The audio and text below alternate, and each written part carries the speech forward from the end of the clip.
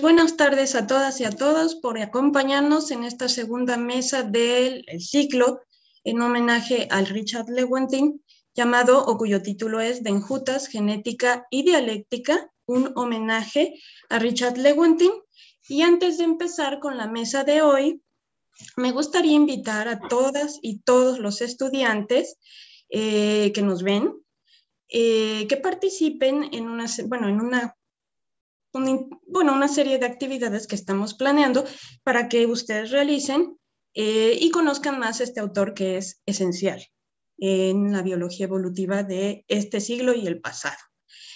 Entonces, para no alargarnos más, me gustaría empezar introduciendo a el primer participante en esta mesa, que es el doctor León Martínez.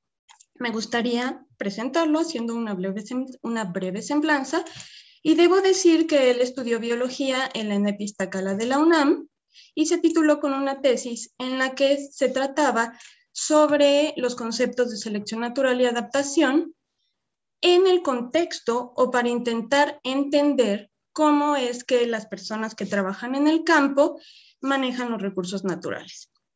Después León hizo el doctorado en Ciencias Biomédicas en el Instituto de Ecología, también de la UNAM, y su tesis de doctorado estuvo relacionada con el estudio de la evolución molecular de los genes Matchbox de las plantas con flor, en concreto usando el modelo de Arabidopsis thaliana. Posteriormente hizo una estancia postdoctoral en el Instituto Pasteur de París y desde hace ya un buen número de años ha sido investigador y profesor en la Facultad de Ciencias de la UNAM, en la Facultad de Química de la misma universidad, y en la actualidad se desempeña como investigador y profesor en la Universidad Autónoma Metropolitana en el campus Coajimalpa. Entonces, pues yo le cedo la palabra a León. Y pues quiero reiterarles que muchas gracias por estar aquí en esta mesa. León, cuando tú quieras. Hola, ¿qué tal? Muchísimas gracias. Gracias a Angélica y a Lev y a todos los organizadores por haberme invitado. Tengo que decir que en la semblanza que le envié a Angélica, le decía que probablemente Richard Lewontin no hubiera probado esta idea que yo exploré durante la tesis de licenciatura de la relación entre la selección natural y la adaptación y cómo los campesinos, por ejemplo, usan resuelven problemas sobre cómo usar sus recursos naturales. Y pues amablemente Angélica se brincó esa parte, pero estoy consciente de eso, no lo crean. No crean que no. En fin, pues yo les voy a platicar acerca de cómo Richard Lewontin se enfrentó a los racistas. Ya se ha hablado bastante acerca de la trayectoria de Richard Lewontin, y en particular, por ejemplo, ya en la sesión pasada se dijo que la importancia que él tuvo en usar nuevas técnicas de bioquímica y de biología molecular para explorar la diversidad genética de las poblaciones de organismos en la naturaleza, usando, por ejemplo, desarrollando o participando en el desarrollo de la técnica de electroforesis de proteínas, y también usó técnicas que tenían que ver con o que explotaban aspectos de del sistema inmune o de la similitud inmunológica entre moléculas para explorar estas ideas.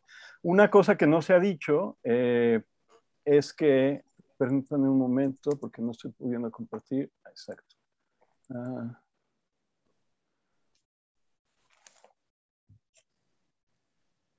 Aquí está.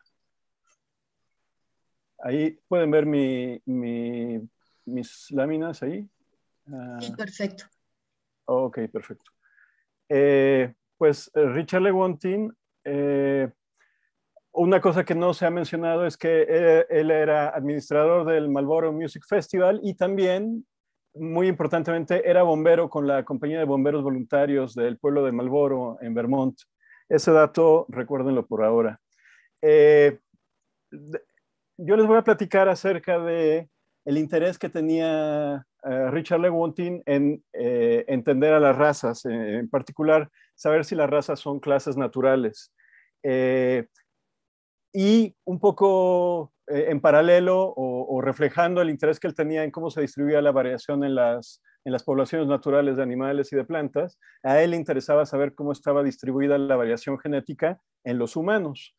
En particular le interesaba en el contexto de la percepción que tenemos a veces los humanos, o la visión a veces racista que tenemos, de separar o dividir al mundo o a la sociedad en nosotros y ellos, ¿no? Y con la idea, frecuentemente vemos que va acompañada esta idea de la idea de que ellos, los otros, los que no son como nosotros, pues son diferentes, ¿no? Y también la idea de que pues son diferentes, pero además todos se ven iguales, ¿no? Y entonces como que a Lewontin le interesaba ver si había un correlato material con estas percepciones. Una buena parte de estas ideas las virtió en 1972 en un artículo que se llamaba, o se llama, The Apportionment of Human Diversity, o que es algo así como el prorrateo, o cómo se reparte la diversidad humana. En este artículo, Lewontin analizó la frecuencia de alelos de 17 genes que codificaban para grupos, 15 diferentes grupos sanguíneos, y también analizó enzimas de suero o enzimas de eritrocitos, de glóbulos rojos. Sus datos los tomó de información publicada previamente por Murantz, Boyd y Giblet. Él estudió los datos que analizó provenían de 170 poblaciones que estaban clasificadas en 7 grupos raciales. Para cada población tomó medidas de diversidad a partir de las frecuencias alélicas, es decir, qué tan frecuente era en cada población cada uno de los diferentes alelos que podía tener estos 17 genes. La mayor parte de los genes tenía dos formas o 2 alelos, y algunos tenían, me parece que 3 o 4 más. Y se interesó, o las medidas que tomó fueron la heterocigosidad, el índice de fijación y el índice de diversidad de Shannon a nivel de la población, a nivel de la raza, y le interesó ver también la diversidad en toda la especie humana. Aquí hay una lista, en esta tabla se muestran cuáles fueron los genes que él estudió, por ejemplo, la aptoglobina del suero humano, la lipoproteína del suero humano, la fosfatasa ácida de los eritrocitos, y todos estos otros genes que están acá son genes que codifican o que se traducen en varios diferentes grupos sanguíneos humanos, incluyendo el sistema más conocido por todo el mundo, que es el sistema ABO o AB0, otro también muy conocido es el sistema RH, pero todos estos también son otros grupos no tan conocidos de grupos sanguíneos, ¿no?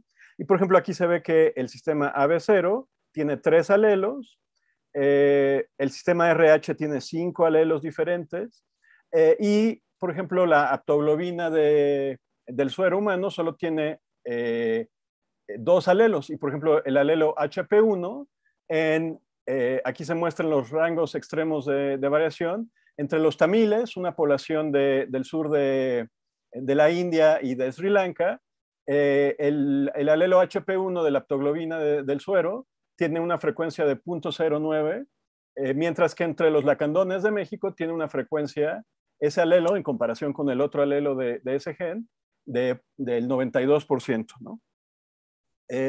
Estas fueron las poblaciones que Lewontin estudió en ese artículo, y como verán están divididas en varias poblaciones, varias razas o grupos raciales, un poco arbitrarios, pero a la vez que reflejan hasta cierto punto la idea que existe actualmente, y sobre todo que existía en el 72 acerca de cómo se podía dividir racialmente a la humanidad en caucásicos, africanos negros o subsaharianos, grupos mongoloides, aborígenes del sur de Asia, grupos amerindios, grupos de Oceanía y aborígenes australianos. Y aquí está cada una de las poblaciones que formaban parte de esos grupos raciales. Y los resultados que él obtuvo pues son muy interesantes. En particular, resulta que en promedio, y ese promedio lo podemos ver aquí, ¿sí, sí pueden ver mi apuntador, por cierto? Ok. En promedio, el 85.4 de la diversidad de la especie humana, existe dentro de las poblaciones. Es decir, cualquier raza o cualquier población de estas que les estaba enseñando aquí, para cada uno de estos genes tiene prácticamente todos los alelos. Por otro lado, existe un 8,3% de variación que existe dentro de las razas. Y solamente un 6,3% de la variación existe entre los grupos raciales. O sea, solo un 6,3% son alelos que sean fuertemente mayoritarios en un grupo y que casi no existan, por ejemplo, en otro grupo. Pero en general, en el 85% de los casos, cualquier persona comparte tanto con sus vecinos, los miembros de su familia, las personas de su propio país, pero también con personas de países muy remotos y de razas aparentes muy diferentes. Las poblaciones humanas comparten la mayor parte de los alelos de esta forma, ¿no? Un poco para clarificar un poco a qué se refiere esta idea. Por ejemplo, si todas las personas blancas o caucásicas tuvieran sangre tipo A y todas las personas negras tuvieran sangre tipo B, la idea de que las razas son genéticamente distintas estaría parcialmente validada. Pero lo que encontró Lewontin es que no es así. O sea, por simplificar muchísimo, el alelo tipo A del grupo sanguíneo AB0 existe y es frecuente en frecuencias similares tanto en los blancos como en los negros. Y lo mismo, por ejemplo, para el alelo B, o sea, el grupo sanguíneo B, etcétera, ¿no? Y lo mismo para prácticamente todos los genes de grupos sanguíneos, de proteínas del suero y proteínas de los glóbulos rojos que Lewontin estudió. Una cosa importante es que estos datos que están aquí, el promedio de diferenciación entre razas, perdón, dentro de las razas, entre poblaciones y entre razas, tiene sentido para cada caso particular, dependiendo de qué subdivisión de razas hacemos. Es decir, Lewontin decidió un poco arbitrariamente dividir a sus datos en siete razas, pero esas 7 razas no son universalmente aceptadas y alguien hubiera podido dividir, por ejemplo, a las poblaciones humanas en mongoloides, africanos y caucásicos, por ejemplo, que es otra división clásica de las razas, y hubiera obtenido resultados diferentes. Lewontin siempre insiste mucho en la arbitrariedad de esos grupos. Otro resultado importante es que no hay ningún alelo de ninguno de los genes que él estudió que se encuentre únicamente en un grupo racial y que además se encuentre en todos los miembros de ese grupo racial. O sea, no hay ningún alelo que, si lo vemos, podemos decidir sin ninguna ambigüedad que alguien pertenece a una población o a un grupo racial. Bueno, especialmente a un grupo racial. La conclusión fuertemente política que escribe Lewontin al final de su artículo es que la clasificación racial de los humanos no tiene ningún valor social y además es positivamente destructiva de las relaciones sociales y humanas. Dado que ahora hemos visto que dicha clasificación racial tampoco tiene virtualmente ningún significado genético o taxonómico, no se puede justificar que continúe.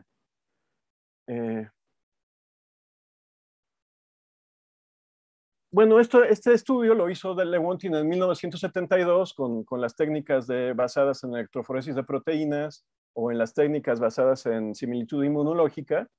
Pero ¿qué pasa hoy en día, donde ya podemos obtener secuencias de DNA? Tenemos técnicas que pensamos que son mucho más modernas.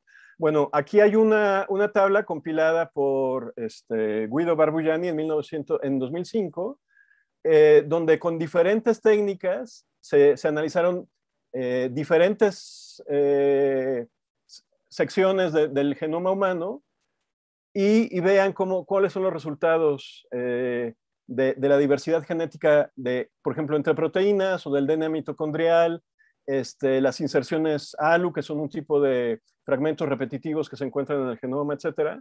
Resulta que la variabilidad que hay entre poblaciones, esto que está compartido por toda la humanidad, para todos estos, fíjense los números, casi siempre son 85, 86, 84, algunos bajos son como el 71, el 42. El más bajo es que en un análisis del cromosoma humano se encontró que el 35% de la variabilidad estaba compartida entre todas las poblaciones. Entre poblaciones dentro de una raza, estos son los números que se obtuvieron, y entre razas, o sea, las cosas que serían específicas de una raza, esta es el porcentaje de la variabilidad que pertenece a esa categoría. Comparado con lo que Lewontin encontró, es asombroso la similitud que hay, ¿no? Por supuesto, hay algunas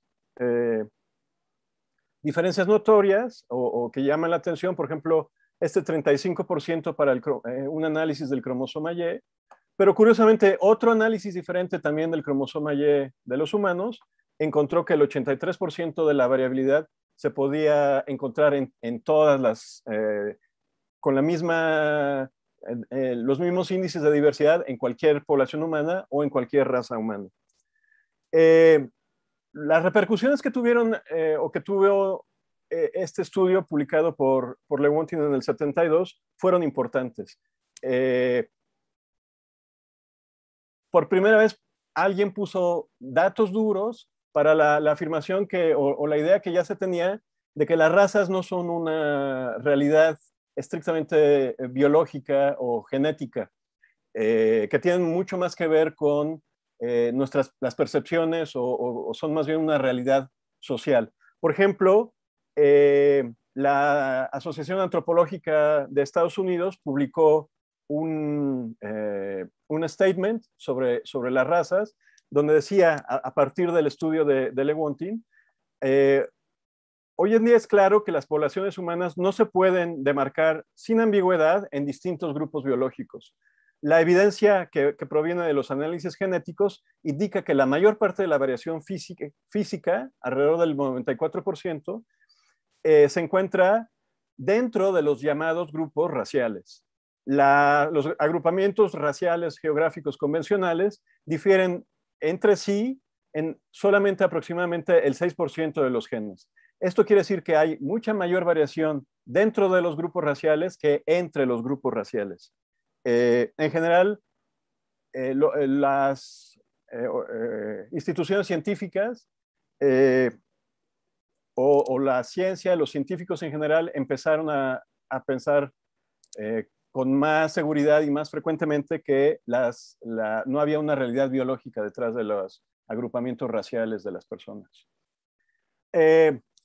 Sin embargo, hubo quien criticó las ideas de Lewontin o esta publicación, en particular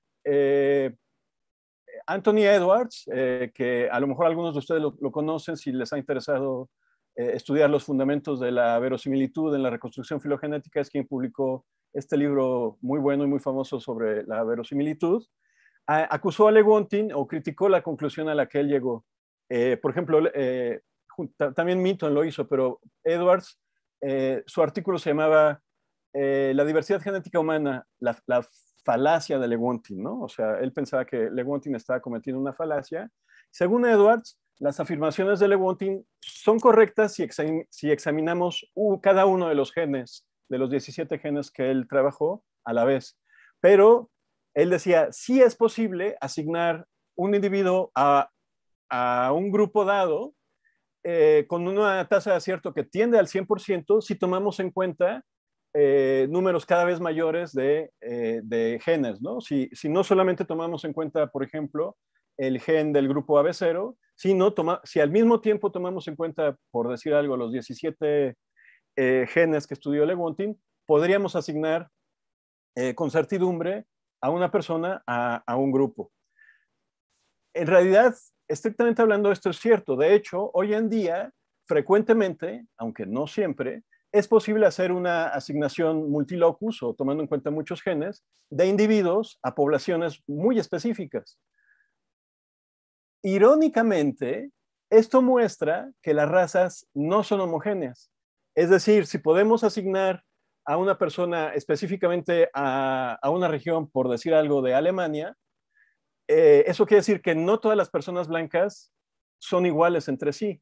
¿Se acuerdan un poco de esta inquietud que tenía Lewontin de, bueno, somos nosotros y están ellos y ellos se ven todos iguales? Pero genéticamente no son todos iguales. El hecho de que los podamos asignar a estos grupos demuestra eso. Además, también Lewontin, respondiendo un poco a las críticas de Edwards, decía que no se, aunque podemos inferir la población de donde proviene alguien a partir de un genotipo, no es posible predecir el genotipo a partir de la población. Un corolario de eso es que, por ejemplo, hay muchas formas diferentes de ser, por ejemplo, blanco o negro o hispano o asiático, ¿no? Aquí quisiera recalcar, no siempre se refiere a que esta asignación se vuelve muchísimo más difícil cuando tenemos poblaciones que tienen mezcla de linajes. Y hoy en día, con los movimientos poblacionales, pero incluso el mismo Lewontin muestra que históricamente, desde tiempos muy antiguos, muchas poblaciones muestran que se originan a partir de la mezcla de diferentes grupos.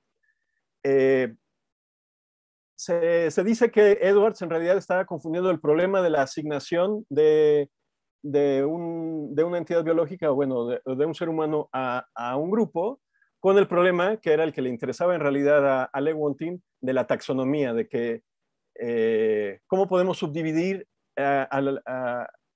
es posible subdividir a la humanidad en grupos, y si estos grupos realmente son homogéneos o son consistentes en su estructura interna.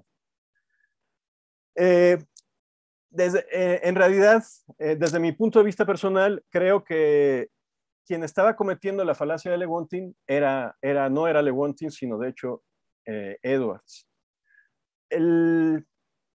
Esta parte creo que me la voy a brincar porque ya me queda muy poco tiempo. También quería mencionarles en relación a esto que el contexto en el que Lewontin inició su trabajo sobre, o el artículo sobre The Apportionment of Human Diversity, también tenía que ver con que 2 años antes se había publicado un artículo que se llamaba ¿Qué tanto podemos mejorar el IQ, el coeficiente de inteligencia, y los logros escolares de las personas? Y en este artículo, publicado por Arthur Jensen, se decía que las personas negras tienen en general peor desempeño en IQ o peor desempeño escolar y peores medidas de IQ que las personas blancas. Y los programas donde se intenta que la gente se recupere escolásticamente, al parecer no habían tenido éxito. Y Jensen concluye que entonces estas diferencias son imposibles de eliminar. Y Jensen dice que la razón de esto es que el IQ tiene una alta heredabilidad. Bueno, Lewontin como genetista se interesó por esto, especialmente a la luz de que se hablaba del concepto de heredabilidad. Y solo quiero decirles que en realidad en su respuesta al artículo de Jensen, Lewontin destruye totalmente los argumentos de Jensen y muestra que, por un lado, es una pereza intelectual el pensar que no se puede mejorar el desempeño académico de las personas negras, y que en apoyarse en el concepto de heredabilidad es totalmente erróneo. Más recientemente, Lewontin, por ejemplo, en un artículo que publicó con Marcus Feldman, pues argumentan, en tiempos recientes se ha hablado mucho, por ejemplo, de la medicina personalizada, ¿no? Y en el contexto de la medicina personalizada se habla también de la importancia de identificar racialmente a las personas, a los pacientes, por ejemplo, de los médicos, porque hay ciertas características de importancia médica, o, por ejemplo, genes de importancia médica que están altamente diferenciados en poblaciones geográficas. Por ejemplo, es muy conocido el hecho de que en gran parte de la población afroamericana en Estados Unidos, eh, prevalecen los alelos de la hemoglobina beta que pueden estar asociados con la anemia falciforme, ¿no? Mientras que no son tan frecuentes esos. Hasta cierto punto las categorizaciones raciales en medicina. En particular, se ha vuelto muy importante lo que sucede con las enzimas metabolizadoras de fármacos, que, por ejemplo, puede haber un alelo de alguna de estas enzimas o de alguno de estos genes que metaboliza de forma rápida un fármaco y que ese alelo sea más frecuente, por decir algo, entre los afroamericanos y que entre la población blanca sea más frecuente el alelo lento de esta enzima. Pero importantemente, y como consecuencia de cómo funciona, por ejemplo, la meiosis y también por la mezcla de las poblaciones, es posible que, por ejemplo, una persona blanca sea homóziga, es decir, que haya heredado tanto de su papá como de su mamá los alelos rápidos de esta enzima, o que sea homóziga para los alelos lentos, o que sea heteróziga. Es decir, simplemente por saber su color de piel o la raza a la que pertenece, no necesariamente sabemos cuál es su genotipo en relación o cuál es la composición, el tipo de enzimas que tiene para estas metabolizadoras de fármacos. Y en general es razonable pensar que la variación para este tipo de enzimas se comporte como se comportaron los alelos que estudió Lewontin en 1972. Es decir, que tanto en cualquier población o en cualquier raza se encuentren con frecuencias similares todos los alelos de estas enzimas. En realidad, probablemente sería más útil saber cuál es la ancestría de los pacientes más que su raza, e incluso sería mucho mejor saber cuál es su genotipo, es decir, cuáles son las secuencias de genes específicos que su ancestría. Ahora, Lewontin está consciente de que la experiencia de la raza es real. Él no está diciendo la raza de plano no existe. Desde un punto de vista social es real y también tiene consecuencias médicas. Por ejemplo, él dice junto con Feldman, estamos de acuerdo en que la raza definida de forma convencional, que por ejemplo clasifica a todas las personas con rasgos visibles de ancestría africana como afroamericanos, puede ser de utilidad en un contexto médico en la medida en que provee información acerca de las circunstancias vitales de los pacientes, en especial de la discriminación. Pero estas categorías sociales no deben de confundirse con razas definidas genéticamente. Por ejemplo, sabemos que las personas de color en muchos lugares del mundo, al sufrir discriminación, aumentan sus niveles de estrés y por lo tanto sus niveles, por ejemplo, de cortisol, la hormona del estrés en la sangre, y que eso tiene consecuencias médicas, ¿no? Entonces, la raza desde ese punto de vista fue real o está siendo real como en las consecuencias médicas que tiene, pero no es que tenga un sustrato genético, ¿no? Susan Oyama, una filósofa de la ciencia que tenía posturas o tiene posturas cercanas a algunas cosas que ha dicho Lewontin, compara el disputar el determinismo genético con pelear con zombies, que aunque uno los mate, siempre se vuelven a levantar de la tumba, ¿no? De forma similar, parece que hay un suministro inacabable de incendios, de incendiarios que están por todas partes prendiendo fuegos racistas, ¿no? Constantemente están saliendo nuevos libros o se están publicando artículos, los comentadores en los canales de televisión siempre están diciendo que la raza es real y que además asociado a la raza están diferentes capacidades intelectuales de las razas, etc. Este tipo de incendios, Lewontin, el bombero, siempre estuvo dispuesto para apagarlos. Ahora nos toca ocupar su lugar en la compañía de bomberos voluntarios. Muchas gracias. Muchas gracias, León, perdón, por tu plática muy bonita.